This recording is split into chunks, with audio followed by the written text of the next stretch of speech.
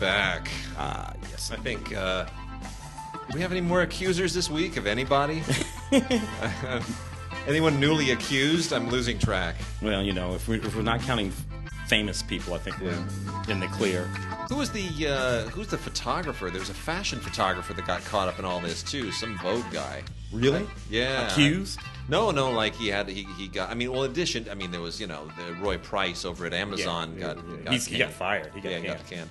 And then the guy from CNN or something, Halperin? Mark Halperin. Mark Halperin got blown out. A commentator on a lot of shows, but definitely CNN. It's kind of amazing the fallout of all this. In every possible direction, no field of endeavor has been, but the most important thing is not, is what are you doing going forward to make sure this stuff doesn't happen again? And I think rule number one is going to be, dear directors and producers, no more taking meetings in your hotel rooms.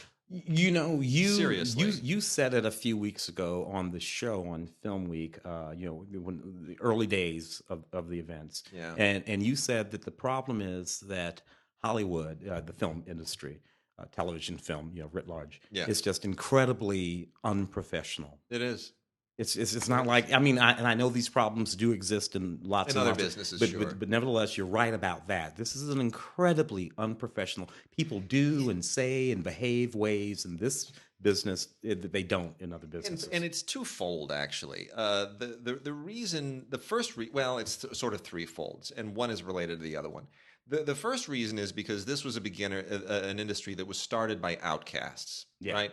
I mean, the people who started the film business were, for the most part, Eastern European Jewish immigrants across the board, and a lot of people who were just kind of carny folk in the United States. They came from, the circus circuit, the carnival circuit, vaudeville, from vaudeville.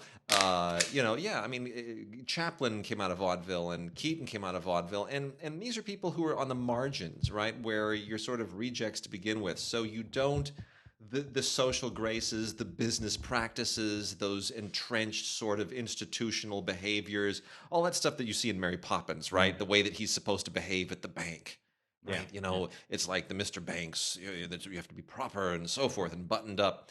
And I'm not saying that stuff's good, because that's what Mary Poppins is about how that's just really will stifle you, but a little bit wouldn't hurt. You wouldn't be having people taking their bathrobes off in front of actresses in hotel rooms. Hollywood never had social graces inculcated into it from its founders, because they just weren't those people.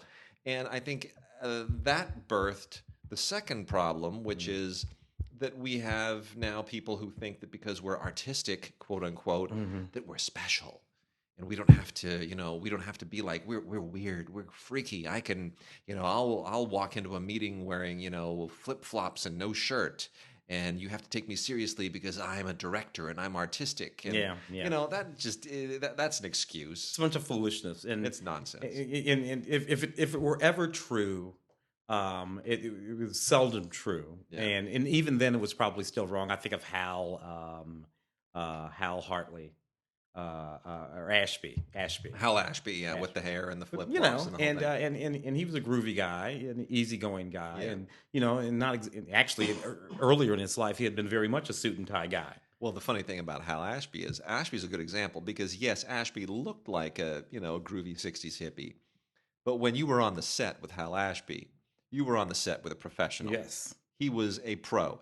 Just because he had long hair and he looked like a guy who just walked out of Woodstock didn't matter. He worked with you. He was a pro, and he was serious, and he made great movies. He made great movies, and he wasn't high, and he didn't take advantage, and and all that kind of stuff. So I don't know. It's a lot of what Hollywood did learn how to do over those years is how to put on a suit, and how to clean itself up on the outside. Yeah, how to build great facades, really great facades, the facades of the movies, but the facades of Hollywood too. And and the third thing that I was going to get to is the issue that film productions, despite the fact that you have studios, which are businesses, each film production is its own business. Yeah. So you are building a manufacturing business that's only going to last for a few months, and then it's done. And so each production it's not like a corporation where it sort of evolves its own culture and procedures and departments and all that stuff over time.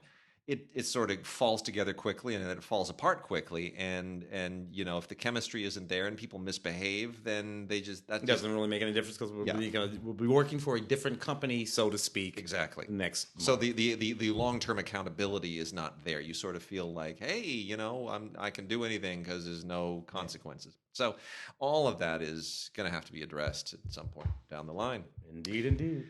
So, Tim, let's get into the meat that we have this week. We got a couple of little. I'll just do a couple of little one-offs here at the beginning. I am not a fan of Slipknot. I don't know if you are into the band. Oh yeah. Well, you know me, a little hard punk. But not my thing. I got to be honest. But I'm gonna make mention of it because I know some people are. Got from the people over at Eagle Vision. This is a Blu-ray and CD combo of Slipknot Day of the Gusano. I've not even spent a single second trying to figure out what Gusano means or what it is or why I should care. This stuff's really hard. It's not my scene, but I'm gonna let you know it's out there. This was recorded in Mexico City in December of 2015.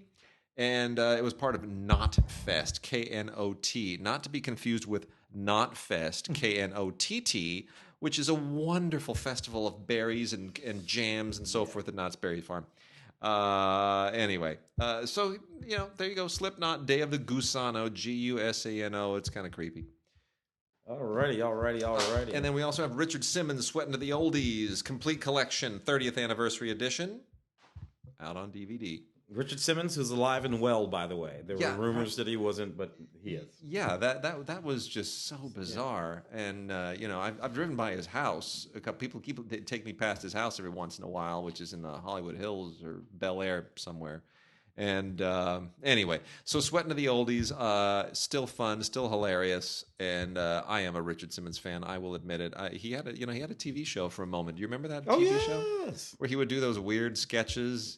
And then he'd just help a whole lot of people exercise and tell. And then he'd tell. This was the pattern of that show. It would start off with a really wacky sketch, and then you dip in, and Richard is in a room with a whole bunch of people who need to exercise. They're not beautiful people, and almost all women, occasionally men, I think there may have been. And then he would tell them something really heartfelt and sentimental, and there'd be violin music. And then we exercise, and then we'd exercise, and then he'd tell a joke, and everyone would laugh, and then they exercise. And at the end, he'd tell them something really sentimental, and he'd wave to the camera, and he'd go bye-bye. And, I was like in high school or something, and I remember sitting there and just watching this after school, eating a sandwich or a hot dog or something, and thinking this was a whole lot of fun. And now I look back, and I go, what the hell was I thinking? It's the weirdest way to spend my after-school hour. I should have been watching cartoons. Anyway, Sweatin' to the Oldies.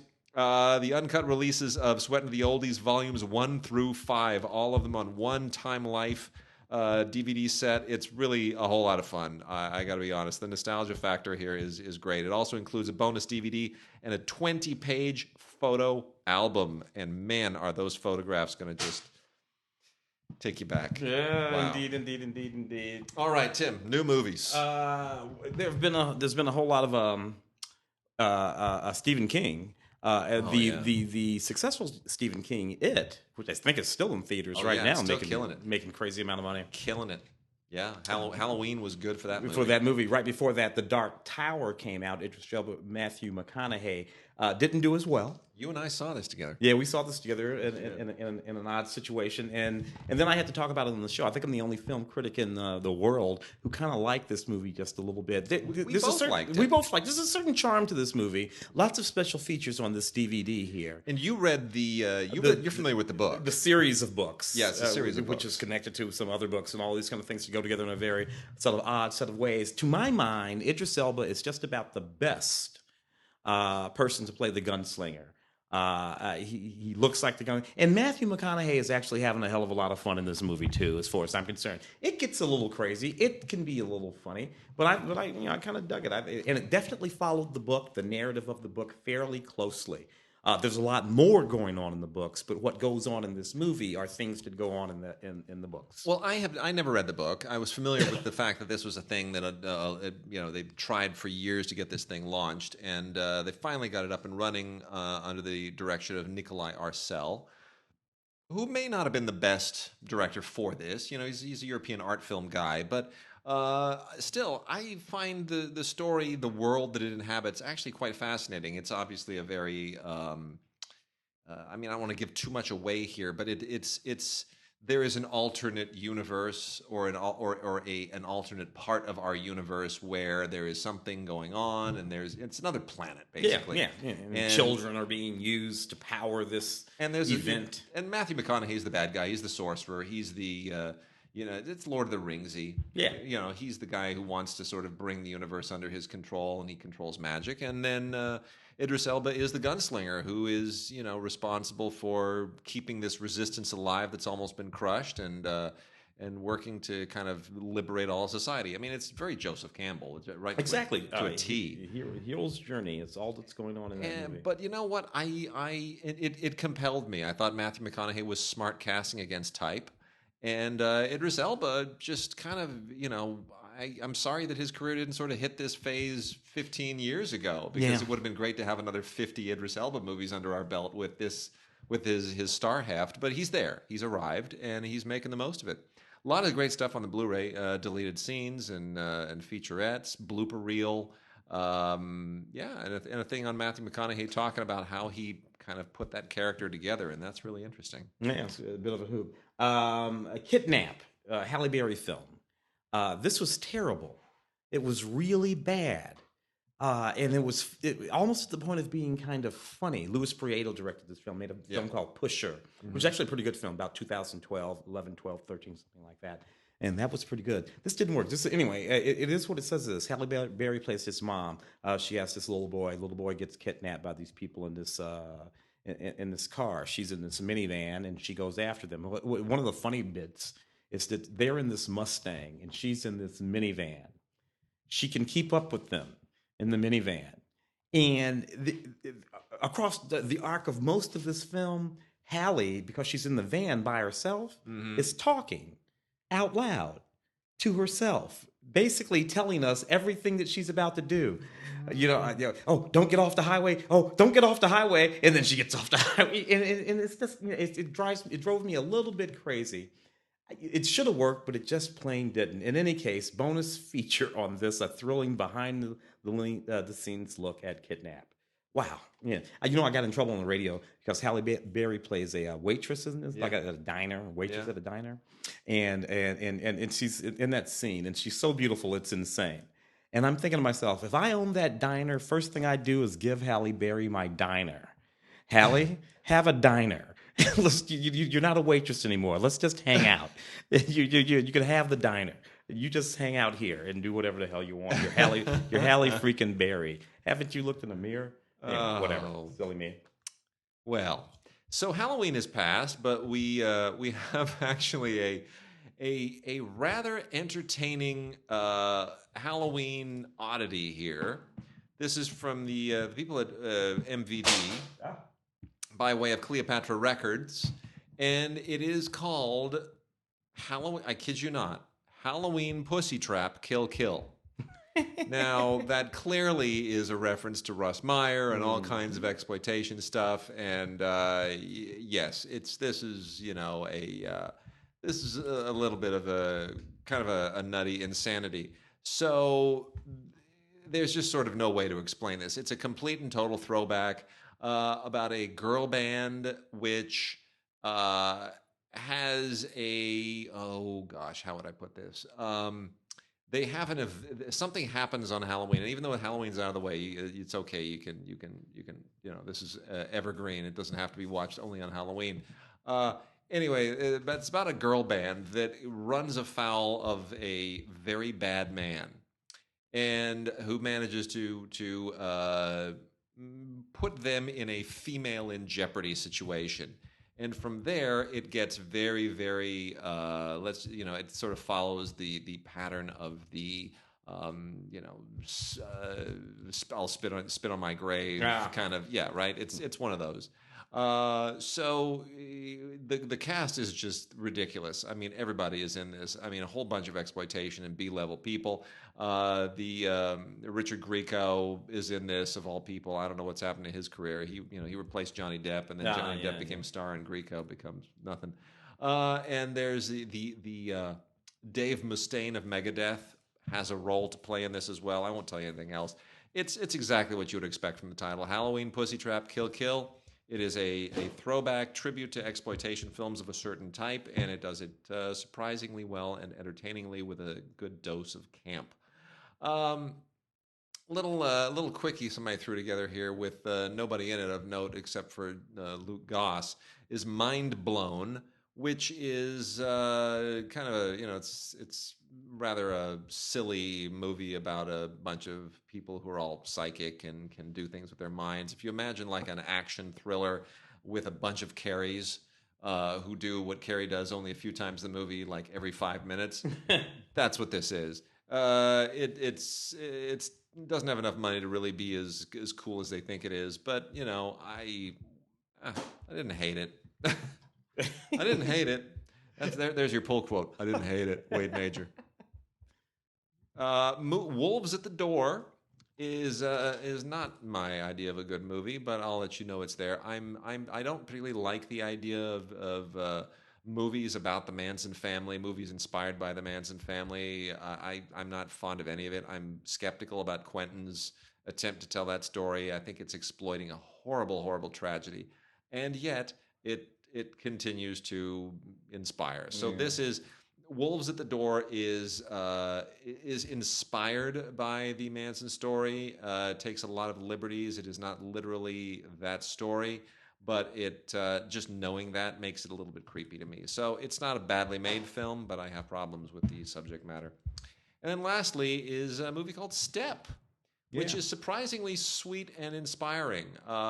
This takes place in Baltimore in the inner city, and it is this is really this is quite a really solid movie. It was a very powerful documentary watching those young girls. Yep. It's one of those documentaries. I mean, we've had a lot of those about spelling bees and things, and people finding hope in life through something. But this is really solid. Just how dance and stepping, which goes back to historically black colleges all the way back to the turn of the last century, and plays a role in their lives and unifies them and gives them something to focus on as they exist in the very difficult sort of urban environment and what's going on in Baltimore. Baltimore, in some ways, is worse than South Chicago. Far worse, yeah. But what's most inspiring about this is not even so much the stepping; it's the camaraderie, the friendship, the sisterhood. Yeah, it's got a lot. It's got a lot going for it. They got these goals. The goal of the program that those young ladies are in is to graduate from high school. Yep. That is like a very, which first of all, consider that. This is like the big goal, to just make it out of high school. Yeah. But if they can achieve it, they will achieve something that a whole lot of women from that community, young people from that community, don't achieve. Yeah, it's good. It's really good. So it's a good, sharp film. Step. And that also includes deleted scenes, director's commentary from Amanda Lippitz, and music video, and a couple of little featurettes, including some rehearsal material. Solid film. You think that stands a chance of an Oscar nomination? I've been hosting panels for a lot of the documentary.org documentaries, IDA, and I've seen some extraordinary films. So it'll be a tough year for a documentary to take that. We'll probably talk about it soon. Yeah, I got a couple others here too. You got a couple more before you go? Yeah, no, carry on. Well, I got War for the Planet of the Apes, which is interesting to me in that this is becoming something of a cult classic already. Matt Reeves from people love this movie. You know me, I'm an old school Planet of the Apes. You take a guy, a human, a man, you put him in a monkey suit. That's the way you make a Planet of the Apes movie, baby. You put a man in a monkey suit. This CGI stuff, Andy Strickland, I get it. It's the new technology. It's the way these things are done. I can't help it. Give me Claude Akins in a gorilla suit. Yeah. Looking more or less like Claude Akins. Nevertheless, even though he's in the gorilla suit. Nevertheless, this film is very popular. People are liking it quite a lot. 4K RC, all kinds of things on here. The Blu-ray and the 4K DVD. So, if you're into this sort of reboot of the Planet of the Apes movies, I guess this is one for you. What I liked about this, and again, I'm biased because Matt's a friend, but and I do have a ritual now. Every time I see one of Matt's Planet of the Apes movies on the Fox lot, I go into the screening room and I text him. And I say I'm on the lot. I'm looking at some crap movie. It's better be good. And the last time I didn't even realize it because I went and saw it with another friend of ours from high school. He said, "Oh yeah, Matt's in Germany right now." I was like, "Oh, I didn't realize that." And of course, a text came right back, and I'm like, "Wait a minute, what time is it in Germany? It's like midnight." He's returning my texts at midnight. So anyway, funny. But yeah, that's a running joke. What I like about this film is that what he basically did was he decided he was going to make a John Ford Western out of it. Yeah, and which I think is very wise. And it's high noon, more or less. In many respects, it borrows from a lot of different things. But yeah, it's a John Ford Western. It's a little bit of High Noon. It's a solid film, and it didn't do as well as it probably could have. Mm-hmm. The whole summer was down for just about everything except for Wonder Woman, to be honest. Yeah, it and Wonder Woman. That's kind of it. With the movies that made as much money as everybody anticipated that they were going to make.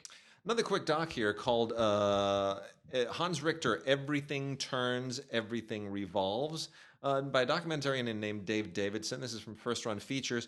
And if you're not familiar with Hans Richter is a very particular art milieu. He's a painter. He was an experimental filmmaker from the Dadaist school, which I still don't understand. People have tried to explain it to me. I really don't get it. But that being said, a very interesting guy, very interesting art, very interesting aesthetic. And this is essentially this is looking at his life and work, interviewing the people that he was associated with. And a lot of stuff here that I thought was really, really interesting. I didn't realize that he fled the Nazis in 1941. I didn't realize that, he was how many people he inspired. So I learned a lot in this, even though it's not my particular scene. A lot of interesting DVD bonus shorts here as well from the 1920s, and then a thing that's related to the film from 2012. So anyway, as far as art documentaries go, Hans Richter, Everything Turns, Everything Revolves, worth checking out. Personal Shopper.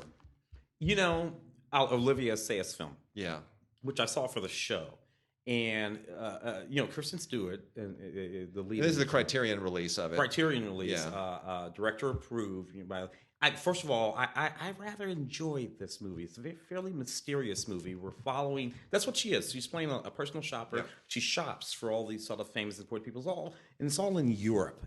That's going on. There's a murder that happened, so there's a bit of a murder mystery going on in the film, and then there's also this sort of ghost story going on in this film too. Now it's all a bit twee and whatnot, but I do like her in this movie.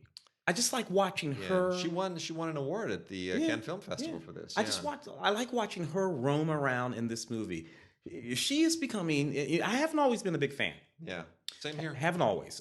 She's always been a bit modern for me, particularly when she's playing something like the girl in the Twilight films or the Huntsman or something like that.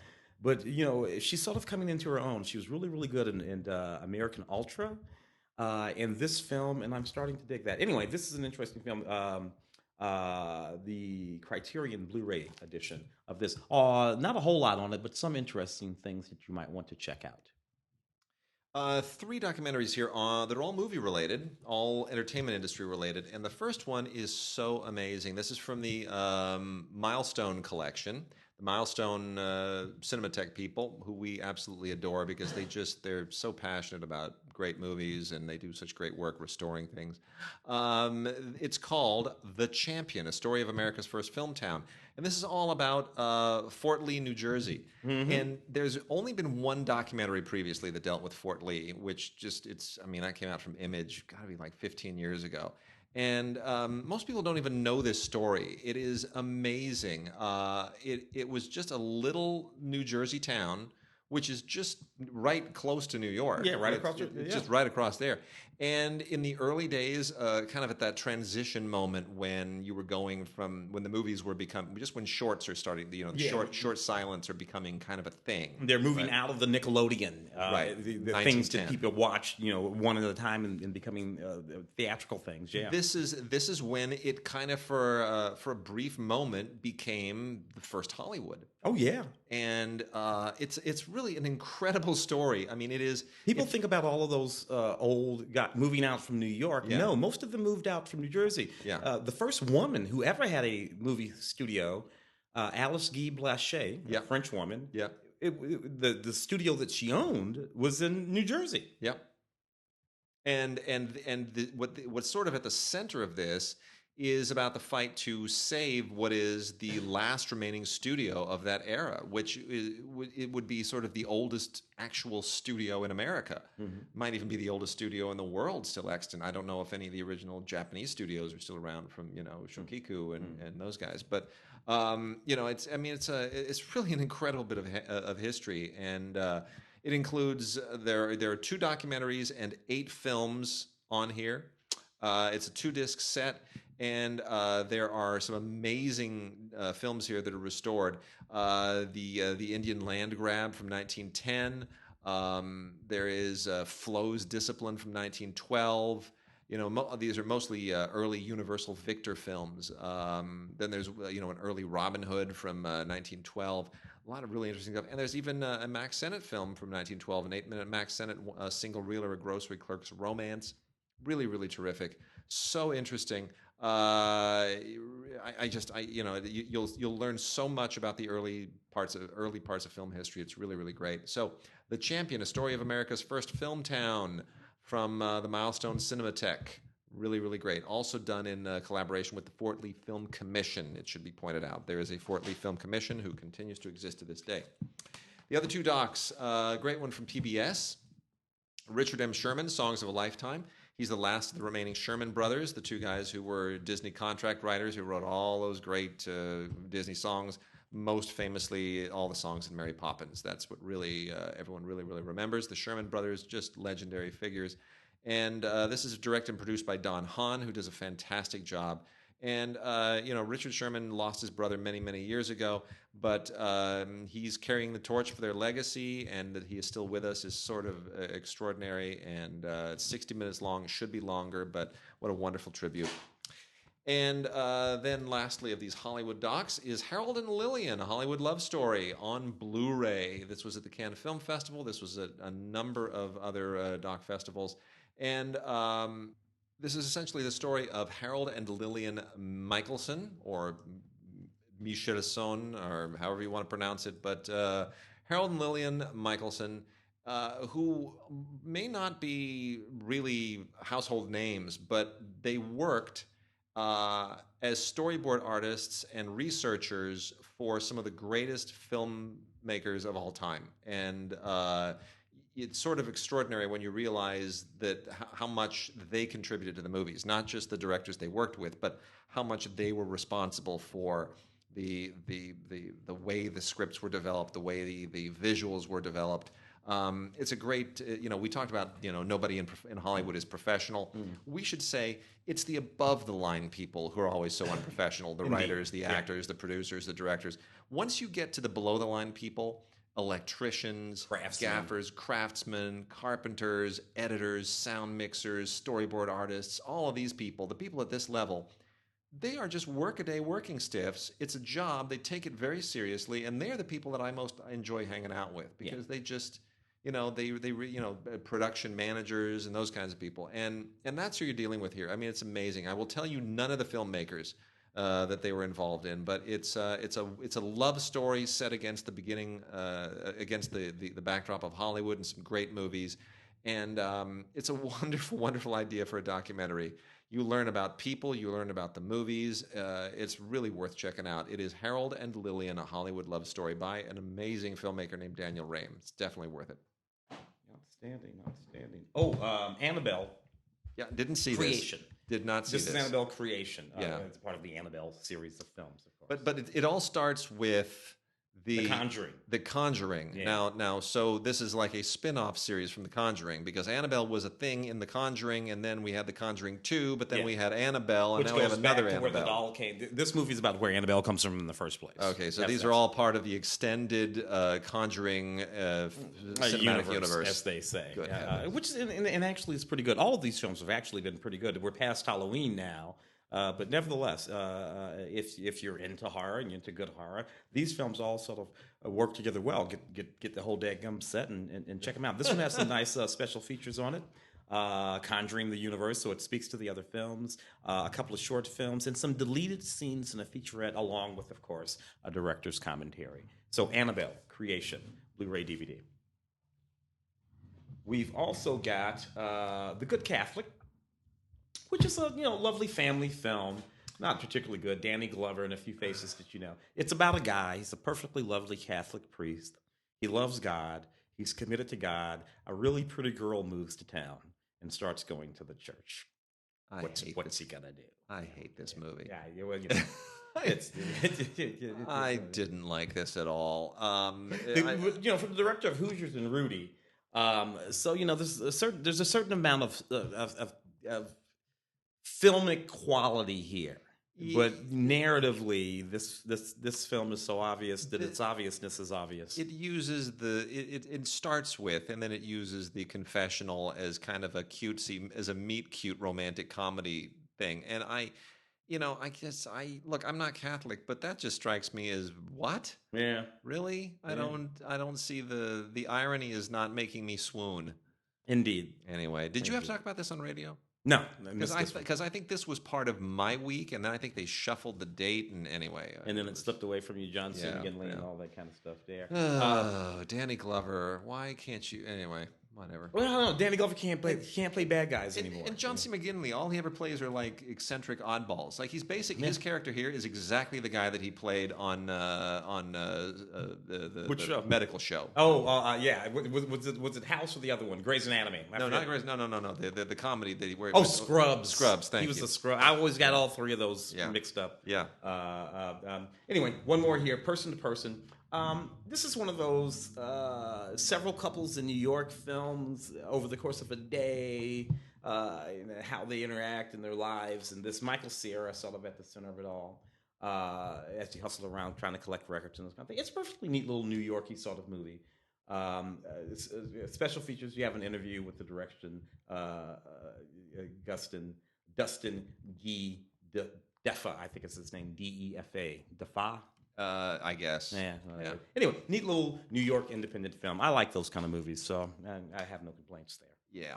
A couple of documentaries over here that are going to make you really depressed about the world, but I'll get through them quickly. One is Meat, a story of sustainable food. I have seen so many of these documentaries now about how everything we put into our bodies is just poison and horrible, and fats and sugars. Started and with meats Food Inc. a few years ago. Food Inc. turned my sister-in-law vegetarian, by the way.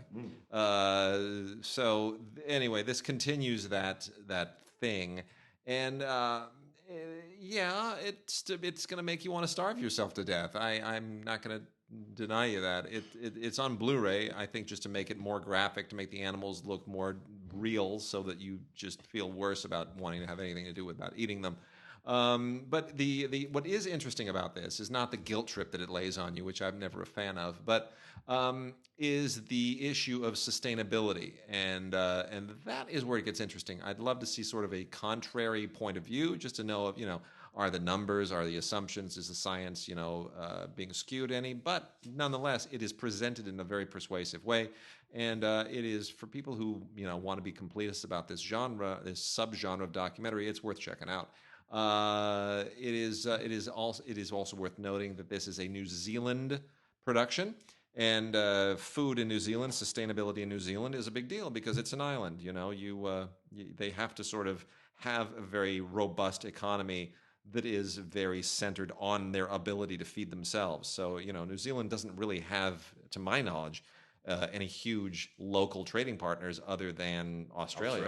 Yeah. That's kind of it. So, it's a very self-sustaining society. And then there's also Injecting Aluminum, which is from Cinema Libre. And this is really worth checking out because the issue here has to do with vaccines and the fact that there are heavy metals, namely aluminum, in a lot of vaccines.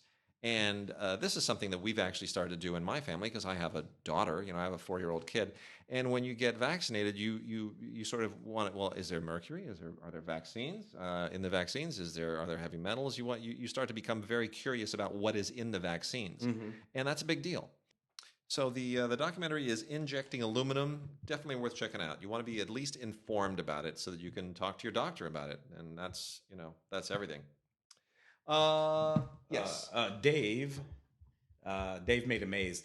This was a neat little movie about a guy who builds this maze. He's an artist and he's frustrated because he's not making any headway. He's not doing any good, and he builds this maze.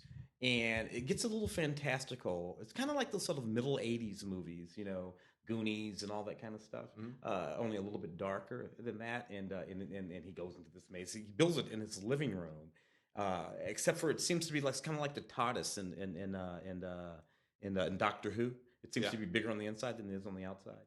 And there are all kinds of things in there of his own making, probably stuff that comes from his mind. And his girlfriend goes into the maze and gets lost, and his friends and people get killed in the maze. And anyway, it's kind of neat and fantastical. I rather enjoyed it. On this Blu-ray, you've got some behind-the-scenes features, including a featurette and a couple other things, including a commentary from the director of the movie. Dave Made a Maze.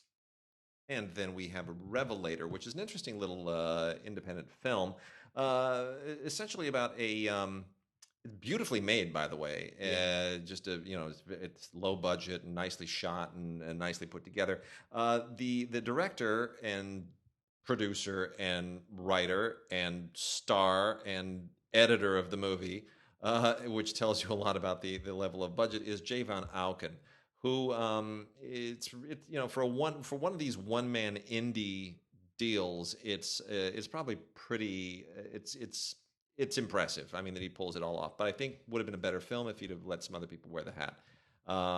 He does everything except be his own cinematographer. So what he plays he's a psychic who sees dead people. Yeah, right. And but he's not like a hi, I'm a famous psychic, I see dead people. He's a messed up guy. He's kind of down and out. He's it's about the dark side of being a psychic, and it's a little noir-y, a little thrillery. It's not a very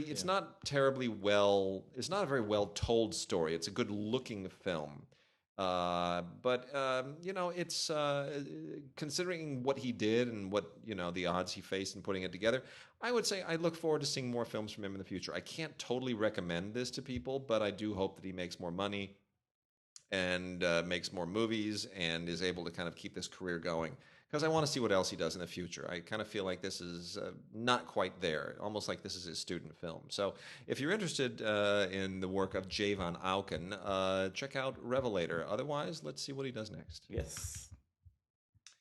All right. Let's get into some television. We've got a whole lot of TV here. Tim, let's start talking for a second about this extremely unusual television oddity. Of all the TV Jackson-related stuff, this thing is just completely bizarre. Michael Jackson searching for Neverland. Yeah. So I guess anything is an improvement over the Joseph Fiennes thing. Yeah, which I still think in the context of a comedy. It is okay for Joseph Fiennes to play Michael Jackson. It just better be funny. That's all. So this is basically the final days of Michael Jackson, who is performed here by Navi, who I'm not familiar with, but apparently he looks a lot like Michael Jackson, though. He's a Michael Jackson impersonator, tribute artist. Tribute artist. Sorry, yes. Yeah, which means you're an impersonator. But they call him a tribute artist, which fair enough. He's only ever been in projects where he played Michael Jackson. Anyway, so this is just only the last 2 years of his life, and mostly sort of told from the point of view of his bodyguards and people who saw him every day. It's still I just wonder about Lifetime has a very interesting profile, and they're trying to get outside of just the these sort of beleaguered women movies and tell some more interesting stories, but they don't spend a whole lot of money on them, or else they really constrain the scale. And this is one of those. But. Yeah. But Lifetime has been building up a library now, an archive, a library of about 30 years now. Yeah. I mean, that's enough of an archive to start your own streaming service. Yes, it is. When you start going that deep. Let's see. We got a couple of some British things here.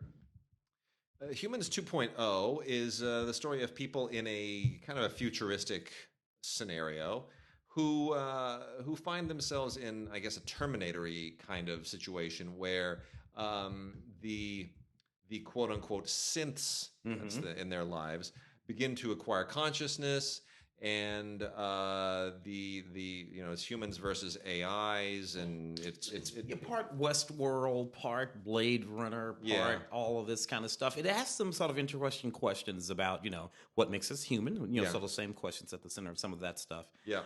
And what we should do when we come to know that these things that we've built are after us, or at least paying attention to us. Actually paying attention to us. I watched 5 or 6 episodes of that, but sort of floated away from it for no particularly good reason. Actually, 8 episodes here, so we'll see where it goes in the future. It certainly seems interesting and promising.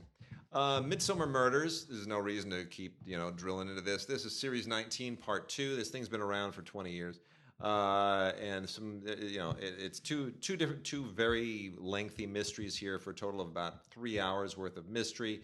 Nicely put together, beautifully transferred to Blu-ray. And last week we made mention of the wonderful Simon Callow in reference to Brigadoon. Simon Callow shows up in one of these as well, and he's just absolutely fantastic. I never get tired of Simon Callow. These are the Midsummer Murder Mysteries, Series 19, Part 2. Continues to be a very, very sharp show.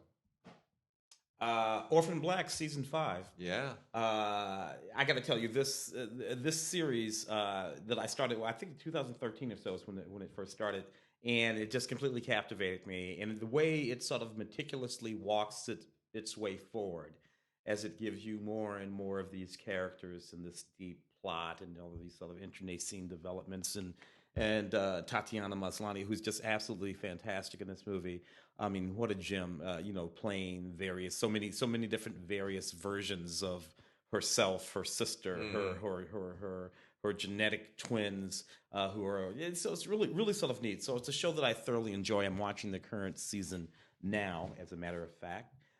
In any case, special features include closer looks, Island of Lost Souls, the epic clone shot, clone centric, the beginning and the end, and Out of Black. It's a really, really neat show. If you haven't been watching Orphan Black and you don't feel like streaming it, just pick it up from the BBC on Blu-ray, season 5.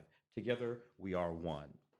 Season 1 of Marcella, which I actually kind of discovered by accident on Netflix, and I just I can't stop watching it. 8 episodes on 2 discs here from Acorn. This is a UK show that stars, the reason that I can't stop watching this, Anna Friel. I adore Anna Friel. I don't know why she never became a bigger star, but I'm just thrilled that she's still out there and doing stuff. Anna Friel is the best. I love her in everything she does. And Pushing Daisies was kind of a high point for her in her American career. She did a thing with Sherm. She did that show with Sherm, didn't she? Oh, yeah. What? Was that American Odyssey? Yes, it was American Odyssey. Yeah, that's right. Which just didn't last very long either. But anyway, she's fantastic. She plays a police detective whose marriage has collapsed, and now she's she was not on the force while she was married, and now she wants to get back into the game as a way of kind of coping with the destruction of her marriage. And she doesn't necessarily pick up on new cases. She goes back to her old cold cases, right? So it's a fascinating character, and she's really unstable and has all kinds of issues. And I think it's just absolutely terrific. I think it's a really, really great show. Highly recommended. Marcella, season 1. Dying to see where this goes in the future. 8 episodes, really good. Outstanding. Class, which is an interesting series of BBC that is from the creators of Doctor Who, and indeed the series lives inside the Doctor Who universe. a couple of months from now, we're going to have ourselves a female Doctor Who. It's only been 60 years, so good. But this is a neat little film. As a matter of fact, when I watched the debut episode of this film, Peter Capaldi, the current Doctor up until now anyway, is in the first episode of this. This is season 1. So to this set, you get to check out how it all gets started, get the feel for how it exists inside the Doctor Who universe. And the narrative is pretty good too. What we have are 4 young students at this academy in the UK, in London, and their teacher, one of their teachers who is in fact an alien. And in fact, a couple of these students are aliens. Some of them don't even know that they're aliens. And it's interesting. And it deals with time travel and other dimensions and all kinds of neat stuff that geeks like me thoroughly love. So check it out, From the World of the Doctor Who Universe Class, Season 1. A few bonus features on this too, including some outtakes and deleted scenes. Teen Wolf, Season 6, Part 2, continues to be a thing. It's sort of amazing to me. This is a little bit like Buffy the Vampire Slayer, it's right? The exact same thing. It was a movie. It was okay. It had a thing. But there was a sequel movie with Jason Bateman. Teen Wolf 2. And then X number of years later, they turn it into a show on MTV, and it becomes a thing. Yeah, which is nothing remotely like either one of the 2 movies. No, that's it. Other than that there was a teenage wolf in it. Utterly bizarre. So anyway, here we are. We're in Season 6. I don't know what else I can tell you about Season 6, Part 2, the second half of Season 6. Let me try. You know what, Tim? For 5.5 seasons, this was a terrible show. But son of a bitch, the second half of Season 6 is amazing. I'm always amazed by shows like these insanely sort of mediocre, usually sitcoms, sometimes hour-long shows, but usually sitcoms, that have insanely long runs, 6, 7, 8, 9, according to Jim. Yeah. Apparently ran for something like 13 years. And I'm like, what? Jim Belushi show. And there it was. And that's another one of them, I don't get it. I really don't get it. But anyway, so there it is. It's Teen Wolf. The Good Place, sitcom, first season, Ted Danson, Christian Bale. This show is funny.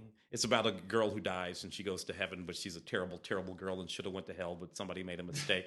And thus she is in heaven, or the good place, as they say, the good place, wreaking havoc, but trying to be a better person. Ted Danson, again, we think of Ted Danson, we think of Sam Malone. Ted Danson had another show on the air. I think he played a doctor or something in the show. I never watched it. That show was on the air for 6 or 7 seasons. Becker is the name of it. Becker, yes. Becker. Oh my gosh, I forgot about Becker. 6 or 7 seasons. The complete Becker came out like last year or something. Yeah, I remember. Yeah. And I'm completely. I'm just saying that there was a time in my life when nothing ever appeared on television, certainly broadcast television, and probably the early days of cable television, that I didn't at least know about. Right. Yep. Yeah, those days are gone. I would pick up the TV guide for the new seasons. The fall preview TV guide issue, and I would read that thing cover to cover 3 or 4 times, and I was an expert on every show that was new that season. Commit it to memory. Yeah, anyway. So MHZ Networks, who is putting a lot of stuff on their streaming channel, still putting out some really cool DVDs, and one of them is a French crime series called Caïn. They've released 2 seasons of this now. And it's really quite cool. It's kind of like it's like a French combination of Ironside and I don't know. I want to say Mannix. It's like Ironside meets Mannix in France. Anyway, Caïn is a police captain, and he's in a wheelchair. He's disabled, but he's obviously a brain like mad. It's sort of like if Mannix were Ironside. That's what this is. He's really sharp. Or maybe even Magnum PI. I don't know. Anyway, Caïn is a sharp show. There are 2 seasons here. If you're going to get into this, you really do want to get into the second season. It's because it further evolves the character and gets into some really cool things. It's really, really cool. And what I particularly love is that it's shot in Marseille, because I lived in Marseille, and I love Marseille as a backdrop for a show. And what I especially love is that there's a Netflix show with Gerard Depardieu called Marseille, which is shot in Marseille, which is not good. No. It's just not good at all. Like I watched 2 episodes of that, and I want to just shoot myself. I just thought, this is boring me stiff. Caïn, quite the opposite. Really cool show. Beautifully shows off Marseille. It uses the locations to great effect. And then we've also got Inspector Winter, which is a Scandinavian cop show. Very kind of. I feel like Mads Mikkelsen should be showing up at any given moment. It's a Swedish show, but apparently it's very popular all over Scandinavia. And it's kind of like a really tough, icy cold noir procedural show. A little bit too icy for my taste, actually, but still very well written, very well nicely, well put together. Solid production value. We've also got Paris, the Great Saga, which is this is a little bit of a diversion for MHZ. This is just basically a documentary 3D CG look at the history of Paris. Very nicely produced. Not a lot of stuff here that I didn't know, but I lived in France, so I guess I kind of, all this stuff kind of seeped in through osmosis. But if you don't know the history of Paris, it's really worth checking out. It's very nicely put together. The CG animation stuff is very cool. It's highly informative, and you can watch it in French or English. So you don't need to worry about having to watch the thing in subtitles necessarily, although you can. And then Murders at Bar Loom is an Italian show that's a little bit offbeat for my taste. I didn't quite get it. It takes place in a small Tuscan village, and it's kind of a little bit like I don't know. I don't want not Exotic Marigold Hotel, or I don't even want to say Green Acre. You know what it is? It's like Newhart. That's what it is. A little bit like Newhart. Bob and Emily Newhart? Yeah, the second Newhart show. The other one. The New England bed and breakfast thing, except not a 3-camera sitcom. That's a little bit what it is. Anyway, it's beautiful. It's beautiful surroundings, but it's kind of a genre splicing thing. There's a little bit of procedural crime and a little bit of comedy and a little bit of just enjoy the Tuscan settings, and it's kind of a curious genre. I guess they do that on Italian television. And if you are an Agatha Christie fan, you will probably thoroughly enjoy this trio of adapted mystery novels from Camilla Läckberg. Her 3 novels, The Preacher, The Stonecutter, and The Jinx. I am not familiar with the books necessarily, but the Swedish adaptations of these are pretty engaging and very nicely done. I think the Jinx is the one that feels coolest. It has kind of a Hitchcockian vibe to it. But otherwise, it's really it's great kind of procedural mystery and really gritty stuff. And Swedish television doesn't pull any punches. It's much better than American procedural television that way. Yeah. Reign, the 4th and final season, which I thought was actually a pretty good show, mostly about Mary Queen of Scots and the intrigue in the French court. But of course involved Catherine de' Medici and Queen Elizabeth the First and all of those sort of internecine relationships. It's all sort of done up like a sort of fancy Melrose Place set in the French court. Sure, but nevertheless interesting, and they get a lot of the history right. This is the 4th and final season of Reign on DVD. Pretty good. I rather enjoyed that quite a bit. So if you haven't seen the 4th season of that yet. And then The Bridge, the original The Bridge, which I thought was also fascinating. There, of course, is The Bridge that was done on American television, which was set on the border between the United States and Mexico, a notorious border for all kinds of reasons.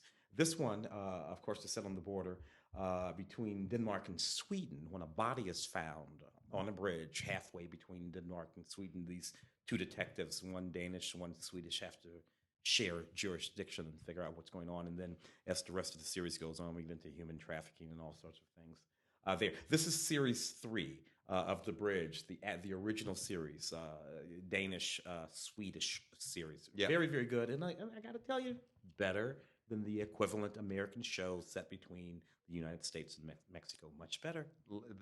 Another very cool MHZ show. And then the last of the MHZ titles here is one I'm going to dovetail into the next thing. This is interesting cross-cultural current stuff here. Agatha Christie's Family Murder Party, which is a French adaptation of Agatha Christie, which is an Hercule Poirot. It's a Poirot. It's yeah, a Poirot. Okay, yeah. So Agatha Christie, British novelist, wrote about a Belgian detective, Hercule Poirot, a French speaker, in English, which has now been adapted by the French. Interesting. I find that really fascinating. In any case, it's really not bad. It's long. It's very, very long. It's 370 minutes, which is a little bit too long for my taste. Was it originally a miniseries or a television movie? Well, this is a miniseries. This is definitely a miniseries, and it is a little bit too long, but it is extremely well done, and it's interesting seeing it in French. To be honest, it just makes it kind of cool and authentic. So it's interesting. The story here is actually a prequel to The Little Murders of Agatha Christie, and I find it interesting because we are only weeks away from Kenneth Branagh's Murder on the Orient Express. Which I am really looking forward to. So am I. I got to tell you, the trailers are fantastic. Yeah.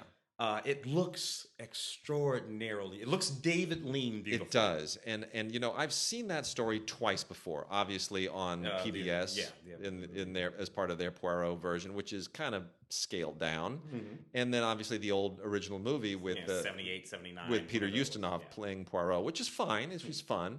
But some beautiful scenes in that movie when they're outside the train and all that steam. Yeah, there's some really beautiful moments in that movie. So I'm really excited to see what Branagh does with this one. I really am. That's Johnny Depp playing something like a person. Yeah, right.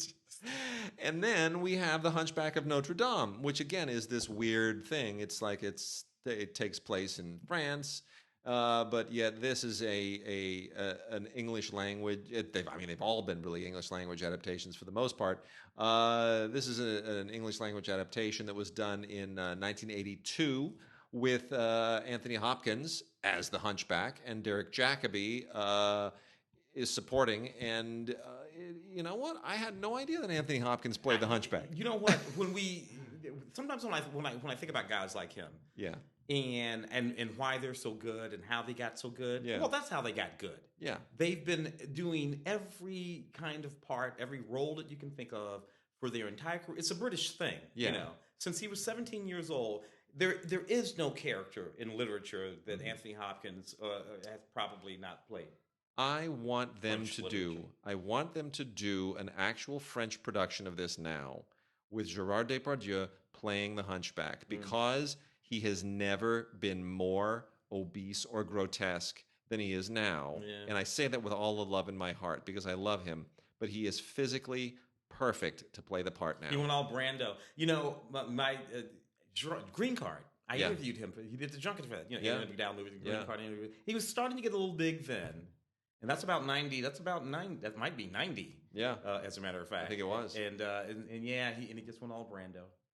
Well, anyway.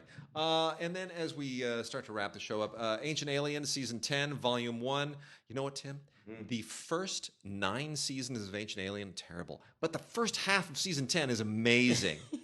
I mean, this show is what it is. I don't know that there's enough archaeology left on the planet to sustain any more of this, but somehow they keep finding it. With all that filmmaking going on, you'd think we'd have actually tracked down one of those aliens. Eric Von Daniken is looking down from the pearly gates thinking, props, you guys. I was able to fill one book and one movie, but seriously, you guys rock. Like even when I remember when the sequel to Chariots of the Gods came out, the Outer Space Connection. I was, I don't know, what am I, 6, 7 years old or something, and I see it with my father, and even at that time, I kind of looked at him like, oh, all right, you're running on fumes with this one. This is a stretch. You got my 250, and you ripped me off.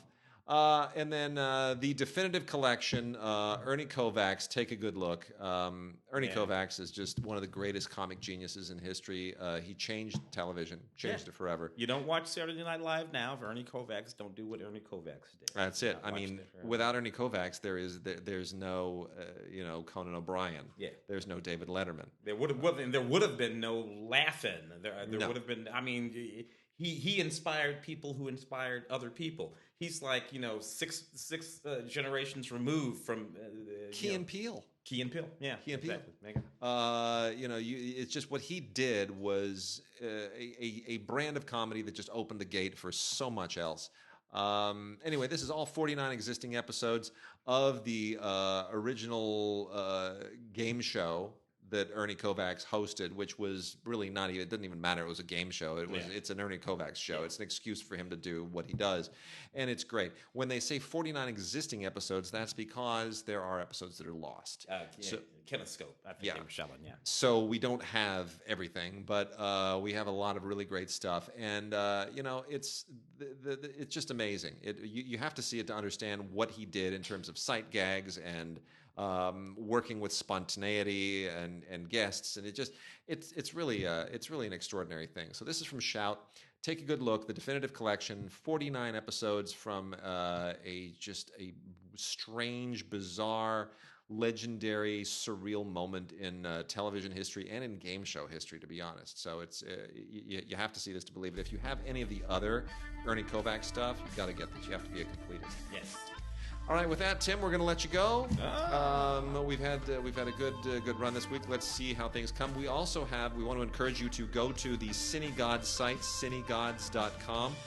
Please also like the DigiGods Facebook page and follow it. We're going to be moving all of this stuff pretty quickly into high gear. We've only soft launched the DigiGods site. There's a lot of good stuff there. Some great articles, some great essays about current events. Movie reviews. I just did a thing on the 50 greatest screenwriters of all time, overlooked by that other New York and Vulture piece that was on the 100 best screenwriters of all time. So we're going to start ramping that thing up. So please go check it out. Send us feedback to gods@digigods.com. For now, we'll have other email addresses going forward. We'll move all this pretty expeditiously into the future, and we do have a gift guide holiday show coming up end of November. We will tell you more on that in the next couple of weeks. So for now, we will see you later. All righty, baby.